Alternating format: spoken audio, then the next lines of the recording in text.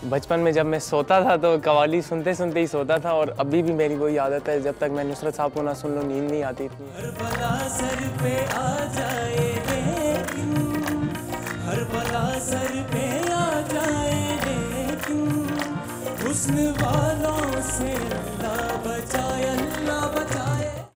नाज़रीन, आज हम आपको ऐसे शख्स से मिलाएंगे जो कुछ अर्से पहले सहाफ़त से उनका ताल्लुक़ था और उसके बाद उन्होंने मौसीकी के दुनिया से वाबस्ता हो गए और बहुत ही कम अरसे में उन्होंने अपना नाम पूरी दुनिया में पैदा किया है। हाँ जी, हम बात कर रहे हैं शुएब अहमद की।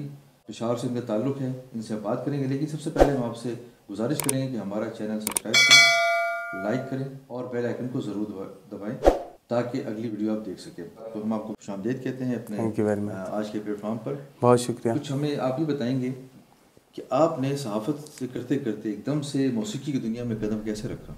सर, मैं तो बचपन से म्यूज़िक का फ़ैन हूँ, बहुत ज़्यादा म्यूज़िक सुनता था, और मैं इस चीज़ का सबसे ज़्यादा क्रेडिट अपने पेशावर प्रेस क्लब को देता हूँ, जिसने मुझे एक ऐसा माहौल प्रोवाइड किया था वहाँ पे, जहाँ पे हम पूरा दिन काम कर रहे हैं। तो कुछ सहाफ़ी दोस्त मेरे कहते थे शुएब कुछ सुना, तो मैं उनको कुछ सुनाता था, मेरा कॉन्फिडेंस लेवल बिल्डअप होता था।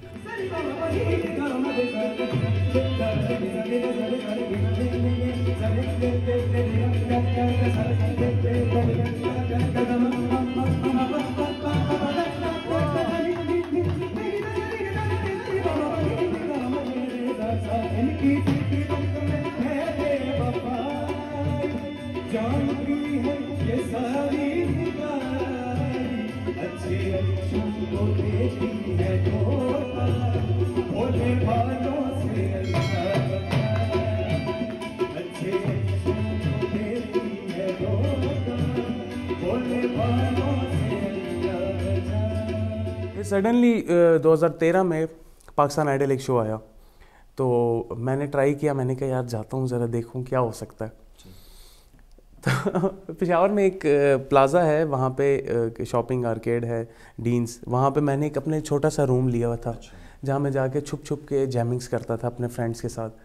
तो मेरे उन फ्रेंड्स ने कहा यार शुएब पाकिस्तान आइडल आ रहा है तो जाते हैं। मैंने कहा यार बिल्कुल जाऊँगा मैं। सब मुझे नहीं पता लगा मैं ऑडिशन देने गया हूँ, मैं फ़ाइनल तक कैसे पहुँचा, आप यकीन करें। आप बताएंगे हमें आपकी स्ट्रेंथ क्या है, आपकी वीकनेस क्या है? सब मेरी सबसे बड़ी स्ट्रेंथ जो है ना, वो ये है कि तवक्कुल अल्लाह, और फैमिली वालों की इतनी सपोर्ट, बहुत ज़्यादा सपोर्ट। और मेरी फील्ड में, जर्नलिज़म फील्ड में मेरे उस्ताद मेरे चाचू थे, और म्यूज़िक में मैं समझता हूँ कि मैं अपने वालिद साहब से बहुत ज़्यादा इंस्पायर हूँ। उनकी आवाज़ बहुत अच्छी थी, वो गाते थे।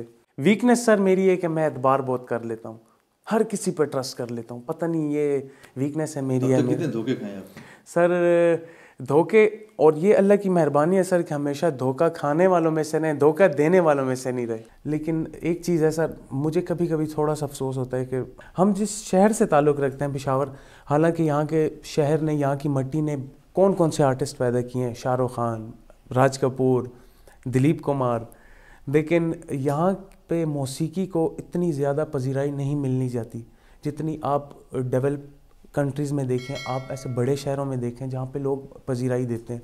यहाँ पे ऐसे कुछ नहीं है प्लेटफॉर्म। हाँ, यहाँ की इंडस्ट्री के साथ मैंने काम किया, Pashto industry, but at the end of the day वो भी थोड़े से मतलब ऐसा हो जाता है कि वरना कहते हैं यार इससे मैं काम ना ही करता तो बेहतर, क्योंकि वैसे नहीं मिलती पजीराई जो मिलनी चाहिए एक आर्टिस्ट को। आपने अब तक कितनी ज़ुबानों में गाने गाए? सर मैंने उर्दू, पश्तो, पंजाबी, हिंदको, सराइकी, पर्शियन, फ़ारसी और इंग्लिश में भी कुछ दोस्तों के साथ जैमिंग्स की हैं जब अब्रॉड हम जाते हैं। मैं बाकू में था, मुझे याद है 2019 में, तो वहाँ पे कुछ स्ट्रीट बॉयज़ थे, तो उनका एक बैंड था, तो उन्होंने मुझे सडनली रोका। पता नहीं उनको कैसे पता लगा कि मैं सिंगर हूँ, तो उन्होंने कहा would you want to sing song with us? मैंने कहा या श्योर।